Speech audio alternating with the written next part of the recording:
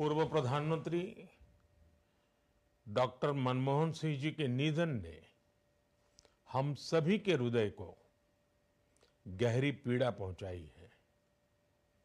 उनका जाना एक राष्ट्र के रूप में भी हमारे लिए बहुत बड़ी क्षति है।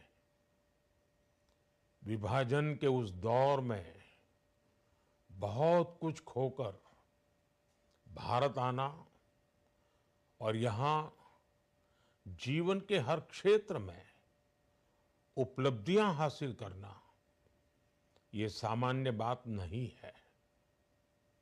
अभावों और संघर्षों से ऊपर उठकर कैसे ऊंचाइयों को हासिल किया जा सकता है, उनका जीवन ये सीख भावी पीढ़ी को देता रहेगा।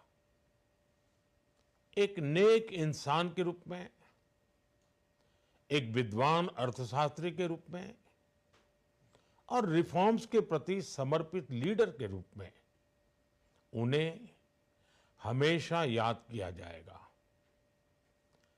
एक अर्थशास्त्री के रूप में उन्होंने अलग अलग स्तर पर भारत सरकार में अनेक सेवाएं दी। एक चुनौतीपूर्ण समय में उन्होंने रिजर्व बैंक के गवर्नर की भूमिका निभाई। पूर्व प्रधानमंत्री भारत रत्न श्री पीवी नरसिम्हा राव जी की सरकार के वित्त मंत्री रहते हुए उन्होंने वित्तीय संकट से घिरे देश को एक नई अर्थव्यवस्था के मार्ग पर प्रशस्त किया। प्रधानमंत्री के रूप में देश के विकास में और प्रगति में उनके योगदान को हमेशा याद किया जाएगा। जनता के प्रति, देश के विकास के प्रति उनका जो कमिटमेंट था उसे हमेशा बहुत सम्मान से देखा जाएगा। डॉक्टर मनमोहन सिंह जी का जीवन उनकी ईमानदारी और सादगी का प्रतिबिंब था। वो विलक्षण सांसद थे। उनकी विनम्रता, सौम्यता और उनकी बौद्धिकता उनके संसदीय जीवन की पहचान बनी। मुझे याद है कि इस साल की शुरुआत में जब राज्यसभा में उनका कार्यकाल समाप्त हुआ, तब मैंने कहा था कि सांसद के रूप में डॉक्टर साहब की निष्ठा सभी के लिए प्रेरणा जैसी है।